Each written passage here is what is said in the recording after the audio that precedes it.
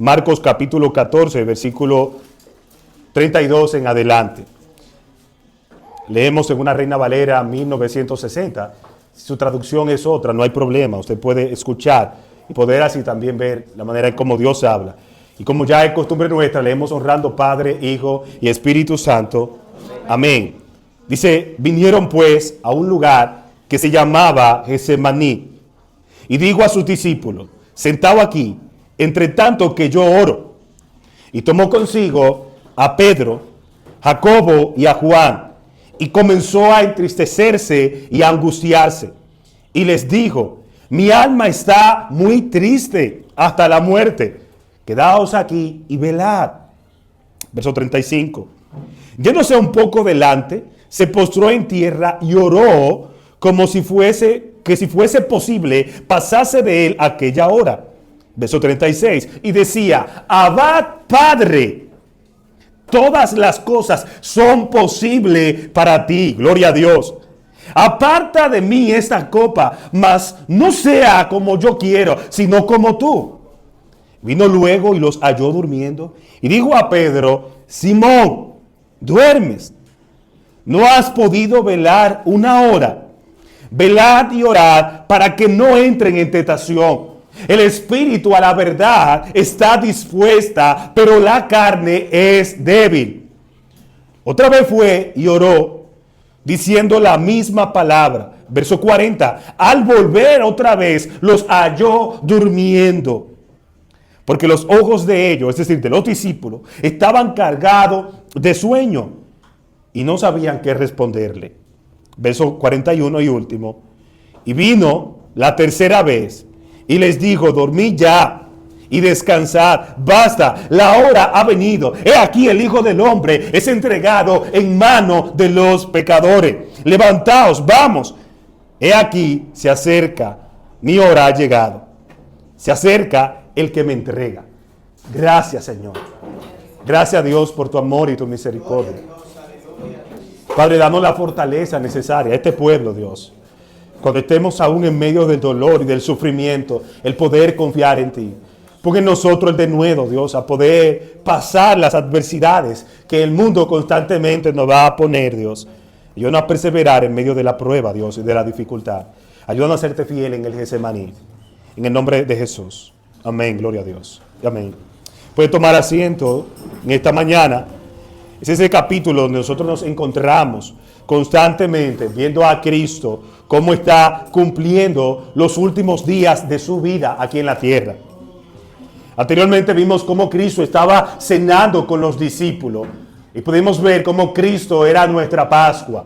Hablamos acerca de los matices de la Santa Cena y cómo el Señor representa para la iglesia la Pascua verdadera, la verdadera libertad. Hoy nos encontramos con Cristo que una vez cenado y terminando de estar con sus discípulos, se encuentra en un momento crucial de su ministerio. Y para muchos teólogos doloroso. Y es Cristo en el Getsemaní. Cristo tiene que ir con ellos y el versículo 26 nos dice, cuando ellos hubieron cantado el himno y salieron al monte de los olivos, Jesús fue con sus discípulos y les advirtió algo. Miremos el capítulo 14, desde el versículo 26 hasta el versículo 55 del capítulo 14 de Marcos como un sándwich. La primera capa del pan de arriba es la advertencia de Cristo. Marcos capítulo 14, 26. Ahí Cristo le dice a los discípulos lo que iba a pasar. Versículo 32 es todo el relleno que tiene el sándwich dentro. La carne, el repollo, lo que sea. Va desde el versículo 32 hasta el 41. Y desde el 43 hasta el 51 está la plataforma de ese sándwich.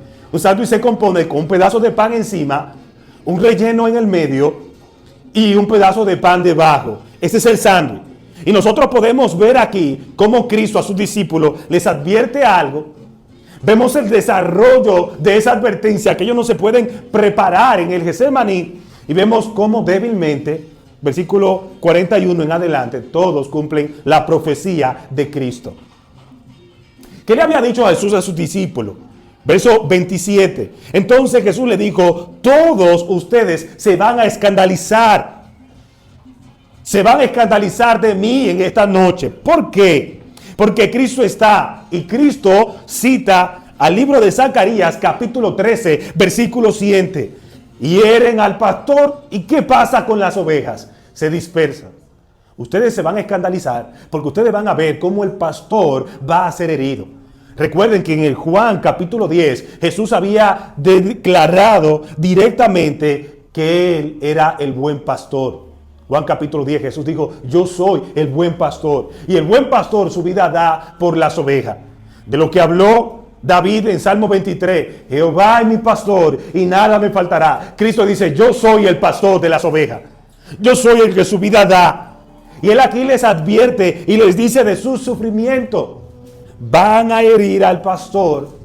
Posteriormente lo que va a suceder es que las ovejas se van a dispersar. Porque si las ovejas no tienen un pastor, las ovejas carecen de dirección. Y es bueno que usted tome esto en cuenta porque vamos a ver más adelante cómo Cristo llama a Pedro cuando él tiene que irse a decirle, Simón, ¿me ama? Sí, Señor, te amo. Apacienta mis ovejas. Simón, ¿me ama? Sí, Señor, pastorea mis ovejas. Simón, ¿me llama tercera vez? Sí, Señor, tú lo sabes todo. Apacienta mis ovejas. El Señor se compara como el buen pastor. Y Él estaba diciendo a ellos que iban a herir al pastor, una herida de muerte. Pero que Él iba a resucitar. ¿Y qué iba a pasar con los discípulos? Ellos se iban a escandalizar, ellos se iban a ir, iban a huir, iban a tener temor. ¿Cuál es la respuesta? Verso 28. Pero después que haya resucitado, continúa Cristo diciendo, yo iré a vosotros a Galilea. Cristo dice, yo voy a morir, pero también voy a resucitar. Y Pedro, soberbio y creído y confiado en sí mismo, miren cuál es la respuesta de Pedro. Aunque todo se escandalicen, yo no. Aunque todos se vayan, Cristo, yo no me voy a ir. Proverbio dice que antes de la caída, mis hermanos, está, ¿qué? Antes de la caída, ¿qué se encuentra? La soberbia. Y antes de que todo se derrumbe, está la altivez de espíritu. Proverbio dice que la gente que cae es por orgulloso, porque él no anticipa que está cayéndose.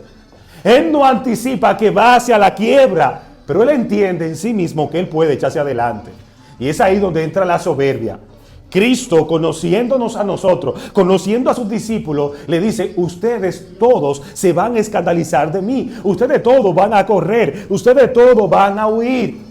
Y Pedro lo interrumpe de manera soberbia. Señor, aunque todos se escandalicen, aunque todos te abandonen, yo no. Yo no me voy a ir. Yo no me voy a separar de ti. Ellos sí, yo no. Y los demás discípulos, obviamente, para no sentirse solos, pues a una sola voz, dijeron lo siguiente, verso 30. Le digo, Jesús, de cierto te digo que tú, hoy, esta noche, antes de que el gallo cante, me negarás 3 veces. Mas él, con mayor intensidad decía, si me fuera necesario, moriré contigo, no te negaré. Y ahí salieron todos a una sola voz, yo también, Jesús, voy a morir contigo. Y a su nombre. Yo quiero decirte, mis hermanos, que si tú no pasas el Getsemaní, tú no podrás ir al Gólgota. Y esa es la parte intermedia. En el Getsemaní, los cristianos verdaderos salen a relucir. En el Getsemaní es cuando tú eres quebrantado, es cuando tú eres partido, es cuando se ve que verdaderamente tú estás o no con Cristo. Yo quiero decirte, hermano, en esta mañana que tú tendrás que atravesar el Getsemaní en algún momento de tu vida. Y vamos a ver más adelante, todos los discípulos a una voz, igual que Pedro, dijeron, aunque todos te negaren, yo no te voy a negar. Si es posible, yo moriré contigo. Y los demás discípulos dijeron, yo también. Ya Judas se había ido. Los 11 le dieron al Señor un apoyo moral. Pero Cristo sabía que en el Getsemaní todos se iban a ir. que Él iba a tener que estar solo. Desde el Getsemaní hasta el Gólgota, veremos esta serie. Cristo solo y los discípulos huyendo. Jesús le profetizó y le dijo, ustedes van a caer. Ustedes se van a escandalizar. Ustedes se van a ir. Mis hermanos, el Señor no conoce a nosotros. Juan dice, hijito, yo no quiero que ustedes pequen. Pero si pecan, abogados tienen con el Padre, a nuestro Señor Jesucristo. Mis hermanos, es imposible que nosotros no caigamos en ese mundo que constantemente hay obstáculos. Es imposible que nosotros podamos mantenernos directamente por nuestra propia fuerza. Es imposible. Por eso necesitamos constantemente la gracia del Señor. Y esta es la parte del pan arriba que vemos en este sándwich. Jesús le profetiza de que todos ellos se iban a ir, de que todos ellos iban a correr, de que todos ellos se iban a escandalizar, lo iban a abandonar. Pedro continúa, soberbio y arrogante, diciendo, yo no me voy a ir. ¿Cuántas veces nosotros no hemos escuchado a personas dentro de la iglesia decir, yo he decidido seguir a Cristo, yo he decidido, y después lo vemos con una chatica en la esquina. No vuelvo atrás, no vuelvo atrás, la cruz está ante mí, el mundo atrás quedó. La cruz está ante mí, el mundo atrás. Y el estribillo de la canción, no vuelvo atrás, no vuelvo atrás. ¡Pum! Pasan los años y vemos a esa persona que no está en Cristo. Qué doloroso, mis hermanos. Porque puso la confianza en sí mismo. Pero si nosotros estamos aquí, no es por nosotros, no es por lo que sepamos, es por su pura gracia. Entiendan, mis hermanos, el secreto de perseverar aquí es depender enteramente de Él. Y eso es lo que Jesús le va a mostrar a ellos. El secreto de poder continuar y no desmayar hasta el final es nosotros reconocer nuestra miseria, nuestra necesidad, cuán débiles somos, cuánto necesitamos de Cristo. Pero los discípulos lo estaban diciendo desde su punto de vista. Nosotros no te vamos a negar. Jesús hizo silencio. Vamos a ver en la prueba. Verso 32. Vinieron pues a un lugar llamado Getsemaní. Y digo a sus discípulos, sentados aquí, entre tanto que yo oro. Getsemaní, mis hermanos, era un lugar que quedaba a la falda del monte de los Olivos. El monte de los Olivos se encontraba a las afueras de Jerusalén. Este monte llevaba su nombre por las plantas que allí crecían y daban el olivo. Usted ha comido una comida con aceite de olivo, una ensalada, qué buenas son. Es de ahí, de ese árbol, donde se extrae el aceite. Este árbol, que es el olivo, se da en lugares secos, asolados y donde no hay muchas personas. Este árbol tiene diferentes épocas donde da fruto. Cristo se encontraba en un huerto que estaba al principio de aquella montaña llamado Getsemaní. Y la traducción que los teólogos dan para Getsemaní es el lugar de la prensa donde es quebrado. Le explico. Si usted va a YouTube, usted puede ver cómo se hace el aceite de olivo. Se sacan los pequeños granos, todos parecidos a los de café, entre ellos verde y marudo, para que den una consistencia perfecta.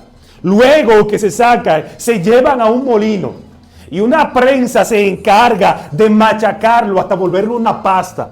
Luego se le pone en tela y luego nuevamente se vuelve a llevar a la prensa hasta que sale el aceite. Lo que significa el monte de los olivos es que muy probablemente era el lugar donde los agricultores llevaban esas semillas de olivo y allí tenían diferentes prensas donde sacaban el aceite de aquel grano que nosotros conocemos como los olivos. Y lo que Cristo está diciendo aquí en Getsemaní era donde Él iba a estar en una presión constante. Y Cristo estuvo en una presión constante, mis hermanos. El Getsemaní es el lugar más doloroso que nosotros vemos de Cristo. La hora se está acercando, el traidor viene, los enemigos de Cristo con palos, con hogueras en las manos, con espada a prenderle. Y es ahí donde Él está en una total agonía. Cristo entra con sus discípulos, verso 32, y le dice a los 8, siéntense aquí. 8 porque Judas se había ido para entregar a Cristo y habían 3 de él que lo iba a separar. Él le dice, siéntese aquí entre tanto que yo oro. Cuando los discípulos están a la puerta de aquel huerto esperando a Cristo orar, Cristo toma a 3 de los apóstoles. Entre ellos estaba Pedro, Jacobo y Juan. Pedro, Jacobo y Juan, esos 2 últimos eran hermanos y Pedro no era hermano de ellos.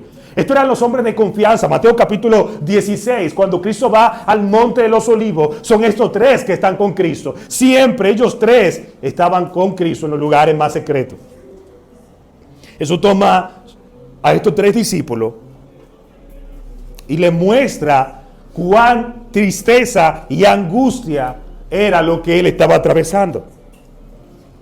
Versículo 34, le dijo, mi alma está muy triste hasta la muerte. Quedaos aquí y velad. Esa palabrita se repite constantemente. ¿Alguien tiene un potecito de agua poca, por favor? Creo que estaba ahí, me lo quitaron los niños. Constantemente, Cristo le decía, quédense aquí y velen.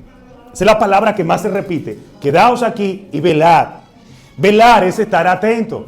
Estén despiertos. Miren constantemente lo que el Señor va a hacer con ustedes. O sea, Cristo deja a sus discípulos, los 8, a la puerta de aquel huerto Getsemaní y toma a 3 de sus discípulos con ellos. Al estar con ellos, yendo un poco más adelante, se postró en tierra y Cristo empezó a orar. Marcos nos dice cuál era aquella oración que Cristo decía en la cruz, pero también la que estaba diciendo en el Getsemaní. Cristo empezó a orar diciendo que si fuera posible al Señor que pasara de él esa copa. Mis hermanos, Cristo no dudó. Y nosotros decir que Cristo dudó, estaríamos cayendo en un mal error. Cristo no dudó. Lo que Cristo está mostrando aquí es su dependencia directamente del Padre. 1, enseñándole a los discípulos que Él puede, sobre todas las cosas, mis hermanos, glorificar su nombre. Que Él es poderoso. Y 3, en la práctica, ¿a quién debemos de orar? Cristo no dudó. ¿Por qué Cristo no dudó? Porque Cristo sabía lo que iba a acontecer. Ustedes recuerdan que el versículo 32 vimos a Cristo cantando. ¿Ustedes se imaginan a Cristo cantando? Mire que dice el versículo 26. Cuando hubieron cantado el himno, Cristo cantó con sus discípulos, salieron al monte de los olivos. Y si alguno de ustedes se pregunta, ¿y qué era lo que Cristo estaba cantando? ¿Le da curiosidad saber qué era lo que Cristo estaba cantando? Y los discípulos, los quiero invitar a que vayan conmigo a Salmo 113, Salmo 114 y Salmo 115. Eran los salmos que se cantaban en medio de la Pascua. Y ese salmo apuntaba a Cristo y a glorificar a Dios. En el libro de Salmos 113, lo leemos rápidamente, puede buscarlo.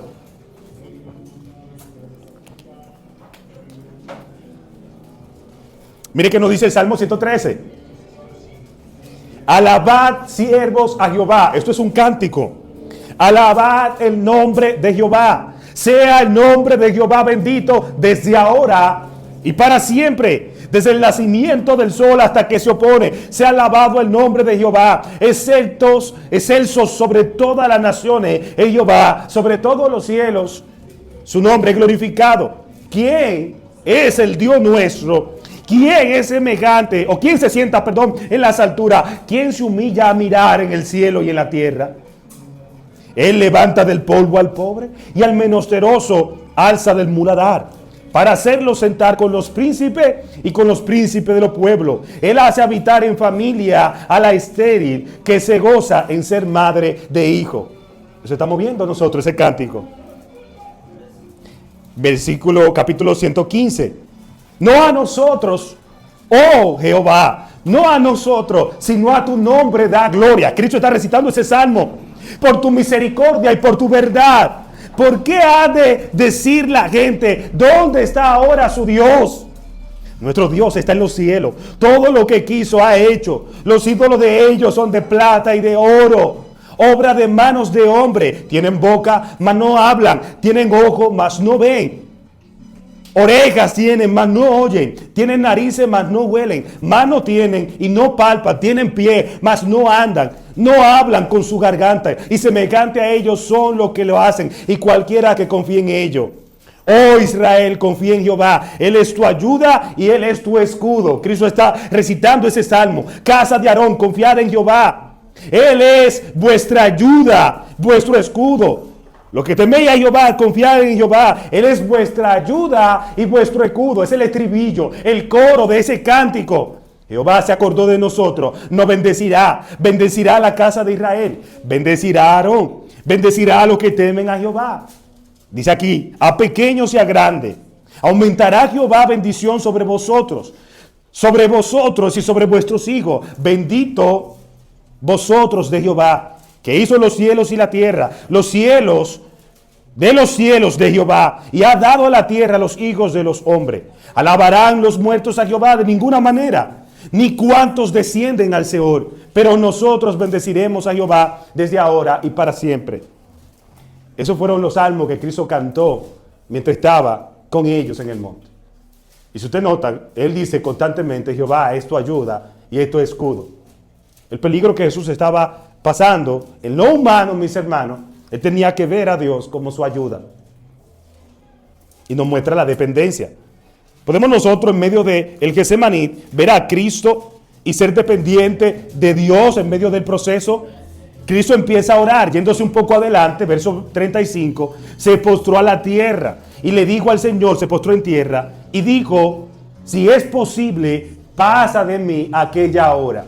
¿Dudó Cristo? No, porque él sabía que tenía que pasar. Él era el Cordero de Dios. Juan nos dijo, tú eres el Cordero de Dios, y el Cordero era para el sacrificio.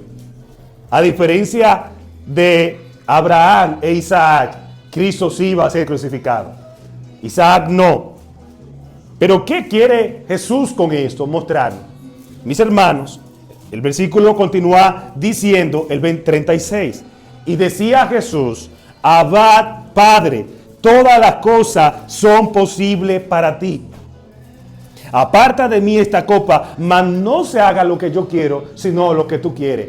Ahí Cristo en esa oración está mostrando que no hay nada imposible para Dios. Lucas 1:47. ¿Acaso hay algo imposible para Dios? De ninguna manera. Jesús no dudó, Él sabía que era posible. Lo que Él nos está mostrando a nosotros es cómo debemos de orar con Cristo en la angustia. ¿Cómo debemos de nosotros orar en medio de la prueba? ¿Cómo debemos de orar en medio de la presión? Getsemaní significa el lugar donde los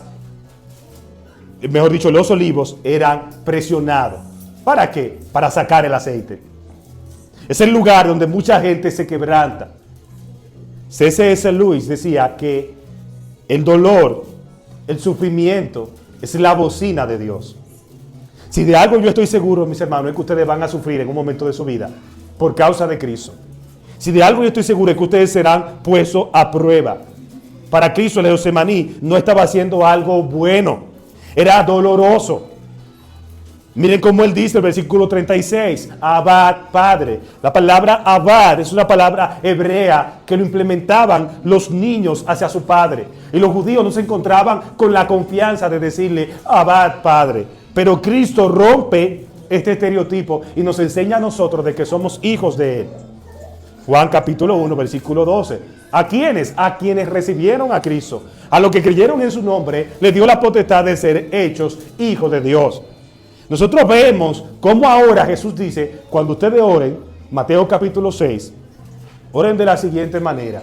Padre nuestro que estás en los cielos. Mis hermanos, decirle Padre a Dios, eso no era permitido. Esa confianza nadie podía tenerla.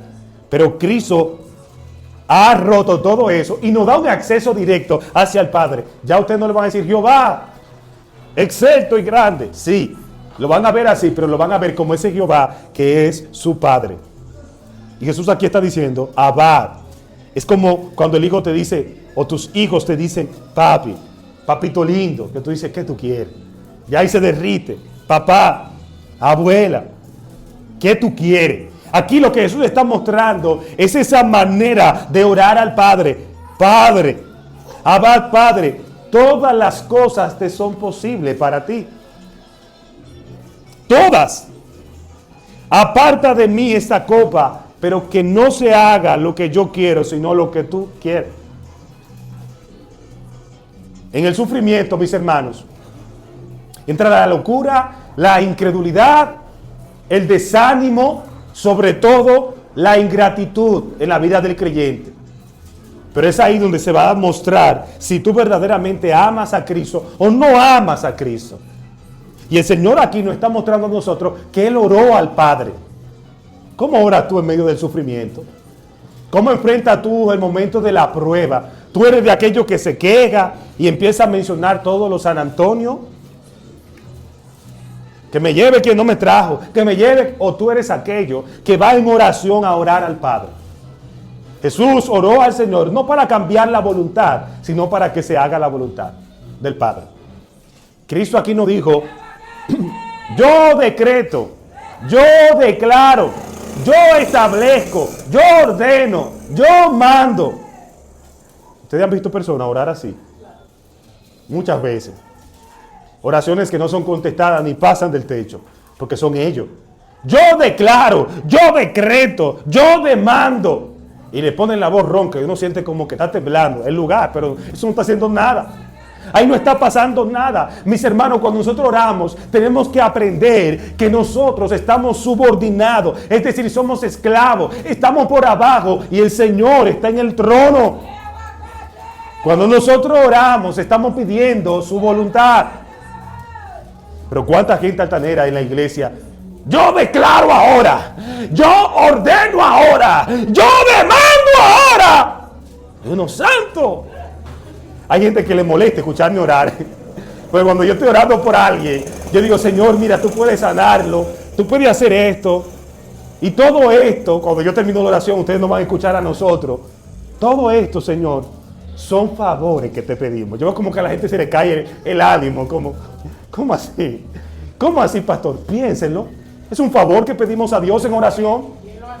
Y Él lo hace si Él quiere. Y la gente quiere como que, pastor, ore con fuego. ¿Y cómo así? Decrete, declare. Yo me sé esa palabra. Establezca, ordene, demande. Mis hermanos, es Dios.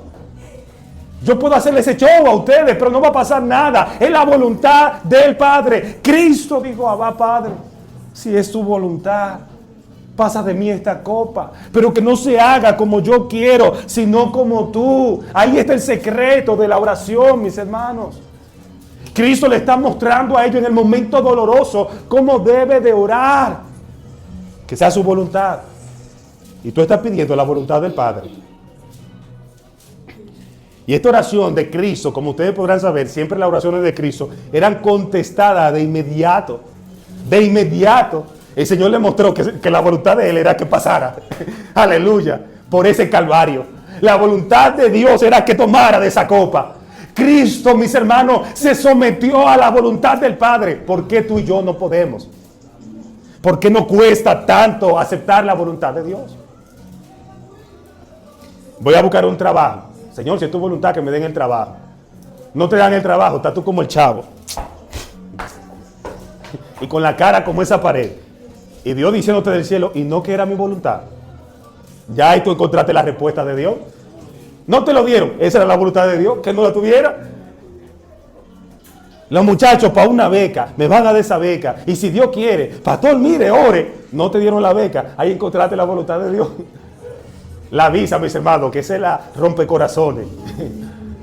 Te la niegan, ya encontraste la voluntad de Dios. Pero empezamos de una vez a decir, ¿por qué a mí? ¿Por qué me pasa esto? ¿Por qué yo tengo que suceder? Usted no oró para que sea la voluntad de Dios. Es fácil encontrar la respuesta a su voluntad cuando vemos, mis hermanos, el resultado inmediato de ello. No era la voluntad de Dios ese trabajo para ti. No era la voluntad de Dios esa visa para ti en ese momento. No era la voluntad de Dios eso que tú le estabas pidiendo. No era. Aprendamos a encontrarlo. Cristo supo rápidamente a discernir cuál era la voluntad. Oró amargamente, estaba ahí solo, experimentando el dolor. Los discípulos por allá durmiendo, roncando, lo que dijeron con el pechito parado. Yo no te voy a dejar. Estaban durmiendo. estaban durmiendo. Jesús pensando que ellos están orando y ellos estaban ahí todos, los 11, como unos bebés. Bueno, esa parte está mal implementada porque uno dice que estoy durmiendo como un bebé, mis hermanos. Todo el que ha tenido hijos sabe, los bebés no duermen. Vamos a cambiar el término. Como un trabajador en la construcción a las 12 cuando le dan su receso. Ese sí duerme. Ahí estaban ellos, rendidos. Mientras Cristo estaba en el sufrimiento, solo, orando, diciendo, si es tu voluntad, aparta de mí esta copa, mas no como yo quiero. Verso 27. Cuando Cristo vino, ¿cómo encontró a los discípulos? Clamando, Padre, estamos intercediendo. No, el verso lo dice, los halló, mis hermanos, los encontró durmiendo. Oh Padre, Cristo está en su peor momento. El sufrimiento de Jesús está ahí, siendo perplejo por todos. Y los discípulos, por otro lado, en vez de acompañarlo en oración, ellos estaban durmiendo. Y le dijo Jesús a Pedro, Simón, duermes, no has podido velar una hora. Mis hermanos, miren, cuando Jesús le llamaba a Pedro Simón, había problemas. Porque ¿quién fue que le cambió el nombre a Simón?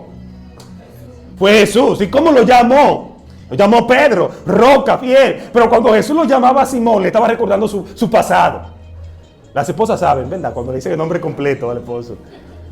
O lo del barrio, cuando te dicen tu apodo de Juancito Machete. Hermano, dígame Juan Andrés Rodolfo Ramírez. No, Juancito Machete. ¿Por qué? Porque Pedro estaba mostrando que no era ese Pedro en ese momento. Estaba el viejo hombre reinando sobre él, Simón. Jesús siempre que llamaba a Pedro Simón le estaba diciendo, en pocas palabras tú no estás comportándote con una mente renovada, en un lenguaje más humano. Mira tú, carnal, no puedes orar conmigo una hora. Simón, tú no puedes velar, despiértate, no puedes velar conmigo una hora. ¿Y cuál es el imperativo que nosotros vemos? ¿Cuál es la ordenanza? Y esto va para la iglesia. Le dice, velad y orad. ¿Para qué? Para que no entre en tentación. Usted no quiere caer en la tentación, mis hermanos. Ahí está la clave. Velad y ¿qué? Y orar. ¿Para qué? Para que no entre en tentación. La tentación es una cosa, la prueba es otra. Como hemos dicho, hoy se ha trivializado la palabra tentación y a todos le llamamos tentación. Wow, me vi a punto, tentado así de comerme 3 empanadas. Eso no es tentación. Usted se puede dar ese placer de comerse 3 empanadas. Me vi así tentado de comprarme esa zapatilla en Mina, en los chinos. No, eso no es una tentación. La tentación son aquellas que te llevan a pecar. Aprenda a discernir. La tentación son aquellas que tienen en común un solo resultado, llevarte a pecar. Y el secreto está que Dios nunca te va a llevar a una tentación. Dios nunca te va a tentar. Dios sí te va a probar. Y la prueba son las que sacan de nosotros un resultado. Por ejemplo, en la escuela los muchachos son puestos a prueba con un examen. El profesor quiere saber cómo está su aprendizaje. Y le dice, le toca una prueba a ustedes o le toca un examen. Santiago lo dice de esta manera. Miren que lo dice Santiago, capítulo 1, versículo 12. Yo quiero que ustedes puedan ir conmigo al libro de Santiago. Usted se va a Apocalipsis, se devuelve y va a Judas. Los que están con la Biblia van a ver las 3 cartas de Juan, las 2 cartas de Pedro. Y ahí, justamente ahí, antes de Pedro está Santiago. De atrás hacia adelante. En el capítulo 1, versículo 12, ¿qué nos dice Santiago?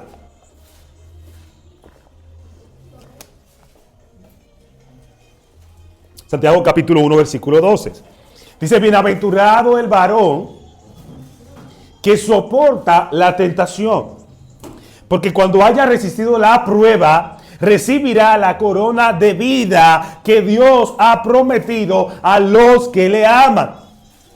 Ojo, dice Santiago, cuando alguno es tentado, no diga que es tentado de parte de Dios. ¿Por qué? Dice el texto y responde, porque Dios no puede ser tentado por el mal, ni Él tienta a nadie. Sino que cada uno de nosotros es tentado cuando de su propia concupiscencia, esa palabra ahí es deseo, es atraído y es seducido. Entonces la concupiscencia, es decir, el deseo del individuo, después que ha concebido, da a luz el pecado, y el pecado siendo consumado, da a luz ¿qué? La muerte. Y ahí Santiago continúa diciendo, mis hermanos, no erréis, no se dejen engañar. Toda buena dádiva y todo don perfecto desciende de lo alto, del Padre de la luz, el cual no hay mudanza ni sombra de variación. Él de su voluntad nos hizo nacer por la palabra de la verdad para que seamos primicia de la criatura. Santiago te está diciendo que cuando tú estás en medio de una tentación, eso no es Dios, ese es tu deseo. Lo que Jesús le está diciendo a ellos, orar y velar para que no entren en tentación, eran ellos, no era Dios, era ellos. Ellos iban a haber tentado, en vez de pasar una hora con Cristo orando o durmiendo. Eso no fue el diablo, eran ellos. Eran ellos que prefirieron dormir en vez de velar y orar. Eran ellos que prefirieron huir y negar a Cristo que decir, Señor, aquí estamos. Eran ellos, mis hermanos. Por eso le está diciendo el Señor a nosotros que vamos a ser tentados por nosotros mismos, de nuestra propia voluntad, oren y velen para que no entren en tentación. Velad, estén atentos, mis hermanos, identifiquen lo pecaminoso que puede aparecer en nuestra vida, todo aquello que ustedes puedan identificar que está robando el tiempo de Dios, la comunión de Dios en su vida, identifíquenlo, eso es pecado. Aunque muchas veces no se vea como tal. Identifiquen en sus vidas, es una tarea que debemos de tener todos los días, velar y orar. Y si no velamos y oramos, ustedes saben qué va a pasar. Ustedes van a caer en tentación. Todos vamos a caer en tentación. Jesús le dice, velad y orar. Había una prueba y ellos iban a haber tentado a fallarle a Dios. Velad y orad. ¿Y qué dice el versículo? Continúa diciendo el versículo 38. El espíritu a la verdad está dispuesto, pero la carne es débil. Va a haber una batalla, mis hermanos, para nosotros orar. Va a haber una batalla interna. Y la batalla es con nuestra propia carne. Recuerdan a Gálatas. Después de Corintios está Gálatas. Ustedes pueden ver, para que entiendan, que hay una batalla. Inmediatamente ustedes vienen a Cristo. Gálatas capítulo 5, versículo 22. Versículo 16. ¿Qué nos dice Gálatas 5:16? Digo pues, el apóstol Pablo, andad en el espíritu y no satisfagan las obras de la carne, porque el deseo de la carne es contra el espíritu y el del espíritu es contra la carne, y estos se oponen entre sí para que ustedes no hagan lo que ustedes quieran. Jesús le está diciendo a ellos, si el espíritu está fortalecido, el espíritu siempre quiere acercarse a Dios, el espíritu siempre quiere orar, quiere consagrarse, pero la carne, mis hermanos, es débil. En lo humano, Jesús está diciendo, pasa de mí esta copa. Todo el sufrimiento, Jesús no lo iba a aguantar como en su divinidad, era en su humanidad. Él iba a tener esa sensación al mismo tiempo, como Dios y hombre. Él le dice a sus discípulos, velen y oren para que no entren en tentación. El espíritu está dispuesto, la carne es débil. Otra vez se fue Cristo a orar, diciendo que la misma palabra. ¿Cuál era la palabra de Cristo? Pasa, Señor, de mí esta copa, pero que no se haga como yo quiero, sino que se haga tu voluntad. Oró, dice nuevamente Marcos, que él oró otra vez, la misma palabra. Al volver otra vez, ¿cómo encontró a los discípulos? Los halló durmiendo, porque los ojos de ellos estaban cargados de sueño y ellos no sabían qué responder. Levántense, muchachos, que ustedes estén ahí. Levántense, oren. No encontraban palabra. Marcos dice que Jesús vino la tercera vez y le dijo, dormí ya